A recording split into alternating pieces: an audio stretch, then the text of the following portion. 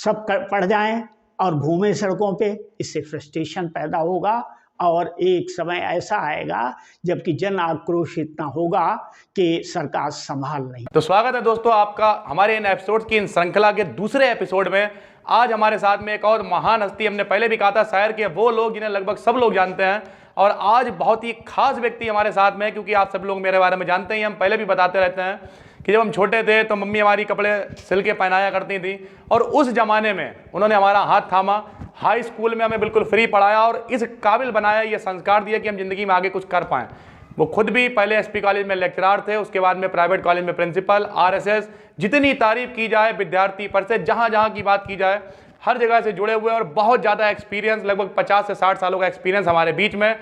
JP Mishra ji, आज आपसे बातचीत होने वाली है। ध्यान से देखिए इस एपिसोड को, क्योंकि बहुत सारी बातें जो पहले ही जुड़ी हुई हैं वो सारी निकल के बाहर आएंगी, और कितना बदलाव आया है शिक्षा में पुराने ज़माने के हिसाब से और आज के ज़माने में। यहीं से स्टार्ट करेंगे। जैसे पुराने ज़माने की जो शिक्षा थी, लोग वनों में जाते थे, प्राचीन शिक्षा थी, और आज की शिक्षा जो आप अपने एक्सपीरियंस से क्या देखते? भारतवर्ष की जो प्राचीन शिक्षा थी वो दुनिया की सबसे प्राचीन शिक्षा, सबसे प्राचीन जो वेद हैं, ऋग्वेद, वो 5000 वर्ष पुराने, उससे भी ज़्यादा वर्ष पुराने हैं। और यहाँ की जो भारत की शिक्षा रही, उसकी एक विशेषता रही राष्ट्रीय चरित्र का निर्माण करना और संस्कारों का निर्माण करना। प्रारंभ से ही जो है, जिस समय हम प्रातःकाल उठते हैं, तो प्रातःकाल उठने पर हम दोनों हाथों को अपने आगे करते हैं और बोलते हैं, कराग्रे बस्ते लक्ष्मी, करमध्ये सरस्वती, करमूले तु गोविंदा, प्रभाते कर दर्शनम।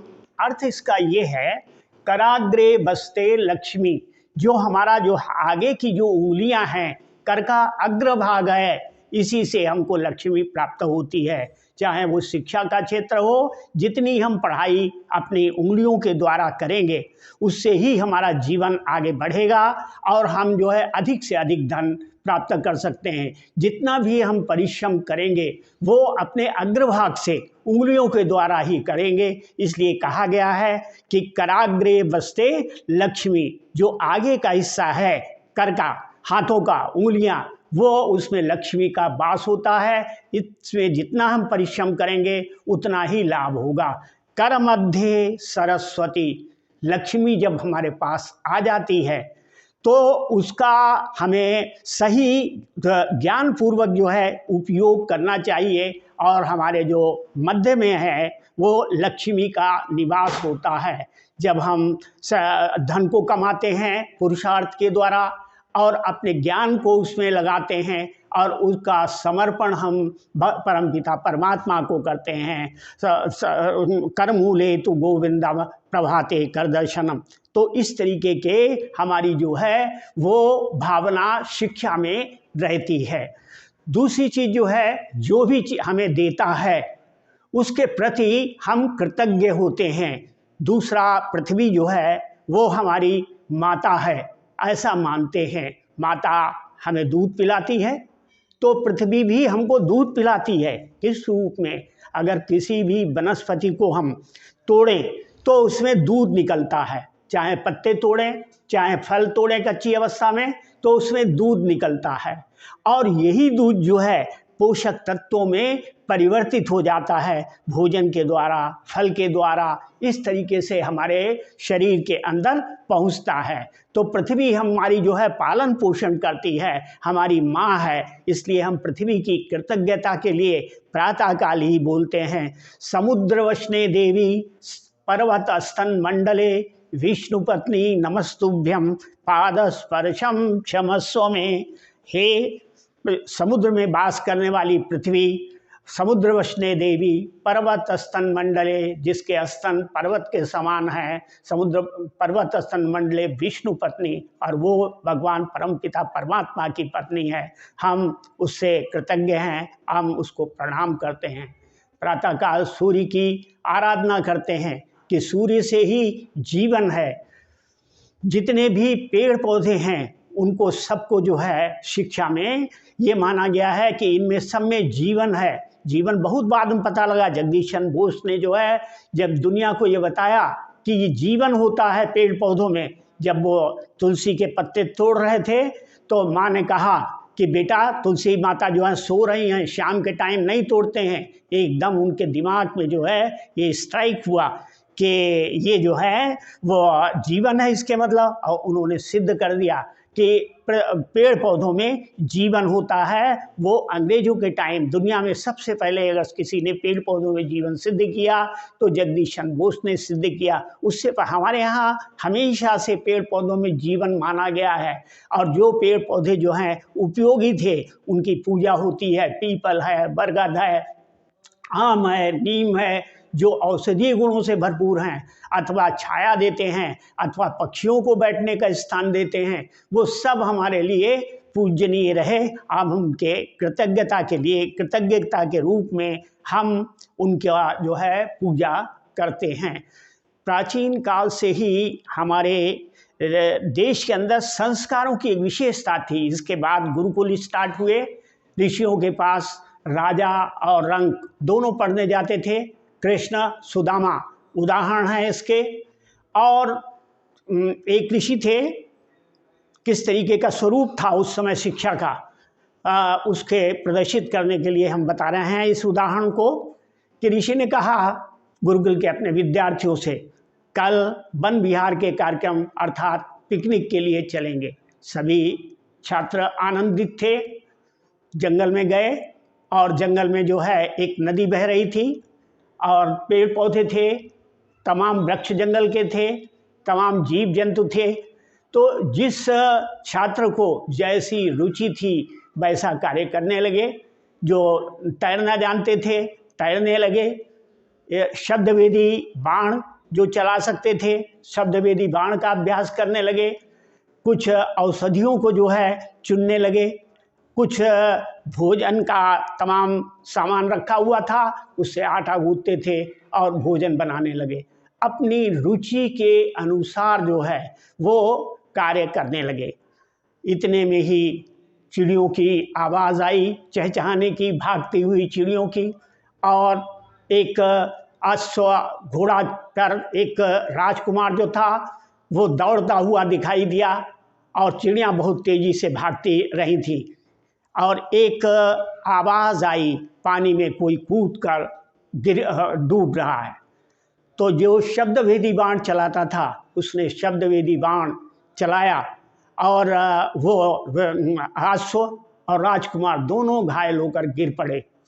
ये वहाँ पर पहुँचा, पता जो पानी में तैर लेता था उसने उस कन्या को जो है वो जो कूद गई थी उसको उसमें से निकाला, उसका जीवन बचाया।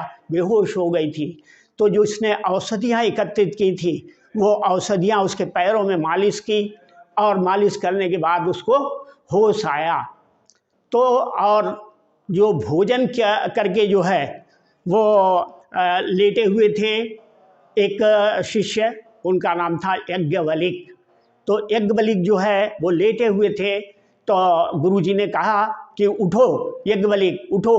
उन्होंने उठने से मना कर दिया। उन्होंने देखा कि उनके ऊपर एक सांप जो था वो सो रहा था। तो उन्होंने कहा अभी नहीं, इसकी निद्रा पूरी हो जाए तब हम उठेंगे। जब ये कन्या के बारे में पता लगा कि ये कन्या कौन है, तो वो एक गायक उस समय के बहुत बड़े थे, उनकी पुत्री थी। उसने बताया कि यहाँ का जो राजकुमार था उसकी दृष्टि हमारे प्रति अच्छी नहीं थी, अपनी रक्षा के लिए हमने जो है वो नदी में कूद गए हम कि हम अपना जीवन दे देंगे और अपने सतीत्व की रक्षा करेंगे। तो शाम को गुरुजी ने जो है सबकी तारीफ की कि जितने भी हमारे शिष्य हैं हम उनसे बहुत प्रसन्न हैं कि हमारे शिष्य इतने अच्छे हैं कि अपनी अपनी जगह पर सबसे कार्य किया, लेकिन सबसे ज़्यादा हम यज्ञवल्क से प्रसन्न हैं, उसके शील से प्रसन्न हैं।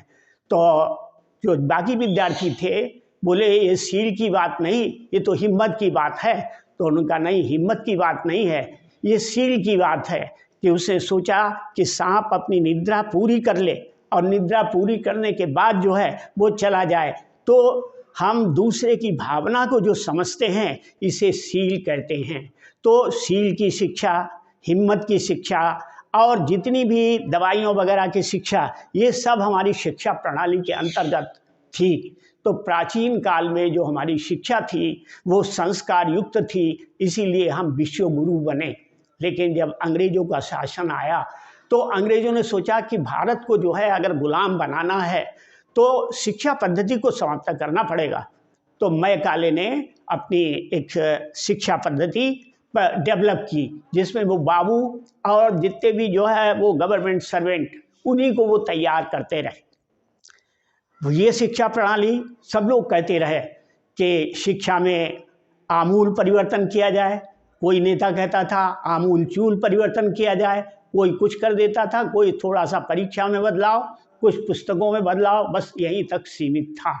परंतु सौभाग्य का विषय है कि इतने वर्षों के आज़ादी के बाद पहली बार जो है शिक्षा में आमूल चूल परिवर्तन नरेंद्र ये अपने जो प्रधानमंत्री हैं उन्होंने किया है। और पूरी शिक्षा का जो प्राचीन शिक्षा पद्धति संस्कार युक्त थी उसको जो है फिर से लिया है। और आशा है कि ये जो हमारी शिक्षा प्रणाली, नई शिक्षा प्रणाली आ रही है वो संस्कार युक्त होगी और राष्ट्रीय चरित्र को ठीक से बताते हुए होगी।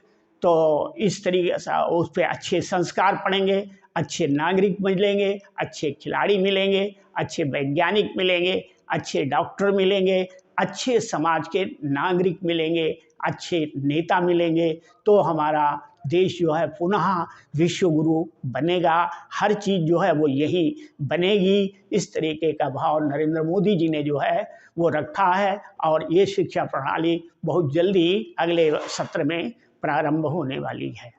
तो इसके लिए तो फिर यही है कि जिस तरीके की हमारी प्राचीनतम शिक्षा थी उसी तरीके से पूरा फोकस किया जाएगा और सरकार खुद ध्यान देगी, तभी इस पर कुछ हो सकता है। लेकिन एक्चुअल में कुछ बातें और भी हैं, जैसे जो भीड़ बढ़ रही है लगातार। आपने देखा होगा कि बहुत सारे लोग जो हैं उन्होंने बीएड कर लिया, अब उनके बस की इतनी नहीं है कि वो टीईटी वगैरह निकाल के वहाँ पे पहुँच पाएँ। जो भीड़ बढ़ा रहे हैं और कह रहे हैं कि हम बेरोजगार हैं, तो ऐसे लोगों को आप क्या राय देना चाहेंगे, उनके लिए क्या कहना चाहेंगे?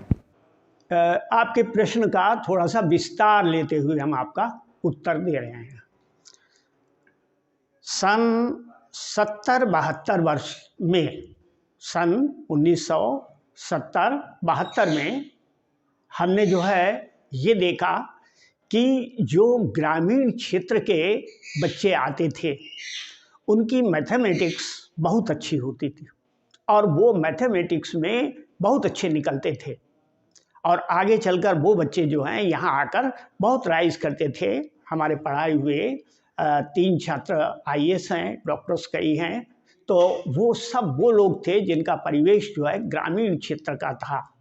तो उसके बाद जो है सन 90 के बाद जो है वो स्तर गिरा और गिरने के बाद जो ग्रामीण क्षेत्र का छात्र आया सरकारी स्कूलों में, वो उसको कुछ आता ही नहीं था, नाम लिखना नहीं आता था, ऐसे ही स्तर गिरता चला गया।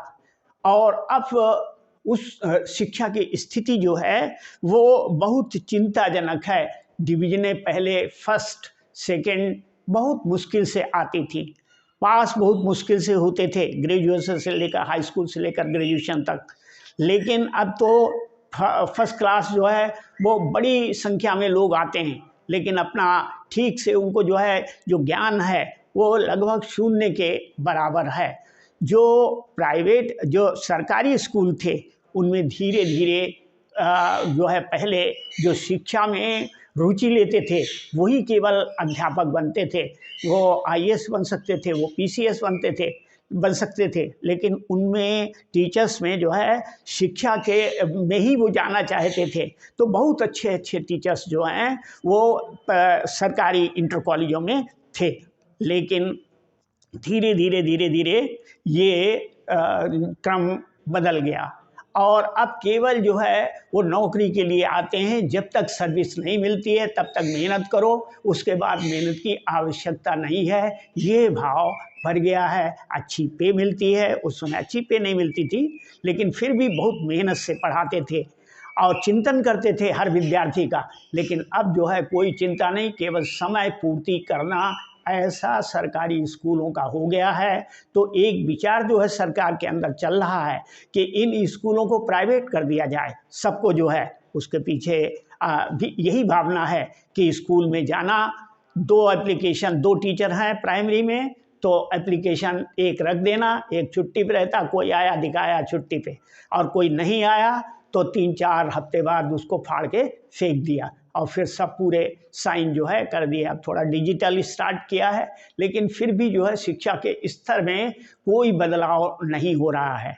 एक तो जो है वो इसमें जो फ्री में तमाम चीज़ें जो से दी जा रही बच्चों की हैं, उससे भ्रष्टाचार बढ़ रहा है और वो ठीक नहीं है। प्राइवेट स्कूलों की तरफ जो है झुकाव है। तो प्राइवेट स्कूलों की एक कमी ये है कि वहाँ पर ज़्यादातर नेताओं के स्कूल हैं और वो भरपूर पैसा, इतना पैसा लेते हैं कि साधारण जो गरीबी रेखा के नीचे के लोग हैं वो तो पढ़ ही नहीं सकते वहाँ पर जो हैं। और वो शिक्षा जो है जो देते हैं तो उसमें उनका विशेष जो रहता है, शिक्षा से भी ज़्यादा पैसे को अर्जित करना रहता है, और मेहनत, ज़रूरत से कम पैसा देना, और मेहनत जो है वो टीचर से बहुत ज़्यादा लेना, कई घंटे, जैसे प्राइवेट में जो है फैक्ट्रियों में कंपनियों में होती है, वैसी मेहनत उनसे लेते हैं और भरपूर उनको पेमेंट नहीं देते हैं, उनका पूरा शोषण करते हैं। तो ये जो शिक्षा व्यवस्था प्राइवेट है ये ठीक नहीं है। पूरे संविधान कहता है कि एक सी शिक्षा जो है पूरे देश के अंदर गरीब और अमीर के लिए होनी चाहिए।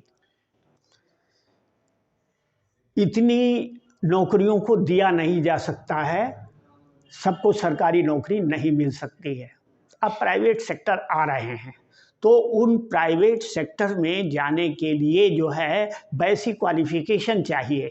अब जो है वो छात्रों को इंटर से किसी न किसी ऐसी लाइन में जो है सजेस्ट करना चाहिए, जो लोग भी शिक्षा से संबंधित हैं, कि वो ऐसी, जैसे ITI है, IIT है, या और इंजीनियरिंग है, या वो जूनियर इंजीनियर है, या ये नर्सेस का काम है, ये इस तरीके की कोई ऐसी ट्रेनिंग करें तो जिससे उनको रोजगार सरलता से मिल जाएगा।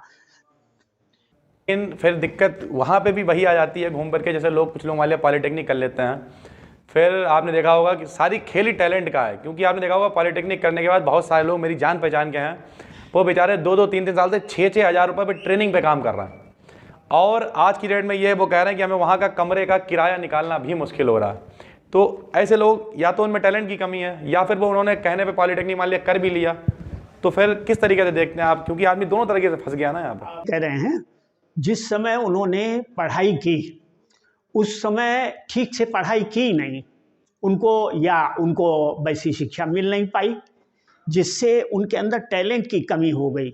अगर टैलेंट है तो कंपनियां उसे छोड़ती नहीं, टैलेंट होगा तो पैसा पीछे भागता है। जो टैलेंटेड हैं उनके लिए कहीं काम की कमी नहीं है, किसी तरीके की कोई प्रॉब्लम नहीं है। लेकिन स्कूलों में आपने देखा होगा इस समय वही सारा खेल ही वहीं घूम के आ रहा है कि अगर व्यक्ति प्राइवेट में जा रहा है तो वहाँ पे पार्टियाँ हो रही हैं, लोग मौज ले रहे हैं, और वहाँ पे उन्हें कुछ सीखने को मिलता नहीं है। और सरकारी स्कूलों के ऑपरेटर्सों की ये हालत है कि वहाँ पे ऑपरेटर्स इतने बेकार हैं, कभी आदमी को प्रैक्टिकल करने को मिलता ही नहीं है, और जब वो प्रैक्टिकल कर नहीं पाता है वो रट रटा के पास हो जाता है, और उसके बाद जब वो पहुँचता है कंपनी में तो वहाँ पर काम तो है प्रैक्टिकल वाला, प्रैक्टिकल उसने किया नहीं है। तो सारी दिक्कतें फिर वहीं घूम के आ जाती हैं कि जितने भी सरकारी स्कूल हैं या प्राइवेट स्कूल हैं, दोनों लोग जो है शिक्षा को बहुत ज़्यादा नीचे ले जाने की, अभी जैसा आपने बताया प्राइवेट स्कूल पैसे तो ले रहे हैं, लेकिन वो पैसे लेने के साथ साथ पार्टियां मजे दे रहे हैं और बच्चा कह रहा है स्कूल बहुत अच्छा है, लेकिन एक्चुअल में वहाँ पे क्वालिफिकेशन कुछ नहीं मिल रही है। तो ऐसे टाइम पे बच्चे को क्या करना चाहिए? इसमें जो है ये गंभीर प्रश्न है, और इसमें सरकार को चाहिए कि रिसर्चेज करे और जितने हमको बीएड आवश्यक है केवल उतने बीएड कराओ, क्योंकि उसमें सरकार का भी पैसा लगता है। जितने एमएससी चाहिए उतनी एमएससी कराओ। ये नहीं कि जो है वो जो चाहे वो एमएससी कर ले। परिणाम क्या होता है कि जो बच्चा ग्रामीण क्षेत्र का है खेती कर सकता है वो, लेकिन जहाँ उसने बीए एमए कर लिया तो उसका खेती से भी जो है वो अलगाव हो जाता है, वो दूर हो जाता है। तो इसमें रिसर्च की आवश्यकता है। जिस काम के लिए आवश्यकता है उतने लोगों को सरकार को निकालना चाहिए।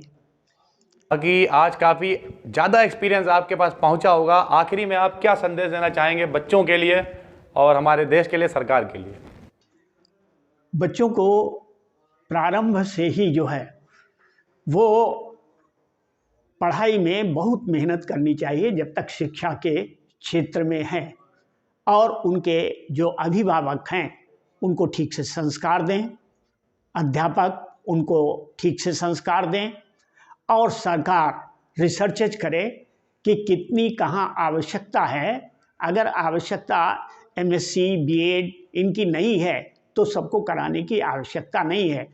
सब पढ़ जाएं और घूमें सड़कों पे, इससे फ्रस्ट्रेशन पैदा होगा और एक समय ऐसा आएगा जबकि जन आक्रोश इतना होगा कि सरकार संभाल नहीं पाएगी। तो उम्मीद करते हैं आपको बहुत अच्छा लगा होगा, और हमने पहले भी बता दिया था कि हमारे सर जी हैं, तो कुल मिला के बहुत ज़्यादा एक्सपीरियंस आपके पास पहुंचा। इसी तरीके से कई सारे और बहुत अच्छे अच्छे एपिसोड्स आने वाले हैं जिसमें बहुत अच्छे अच्छे लोगों से आपकी मुलाकात होगी। और हमने पहले भी कहा था अगर लोगों की फरमाइश होगी कि किसी व्यक्ति से दोबारा मुलाकात हो तो दोबारा भी बुलाया जाएगा टाइम निकाल के। और फिलहाल उम्मीद करते हैं आपको बहुत अच्छा लगा होगा। इस एपिसोड को भी प्यार दीजिए, शेयर कीजिए। फिर मिलते हैं हम आपसे एक नए एपिसोड में, तब तक के लिए नमस्कार।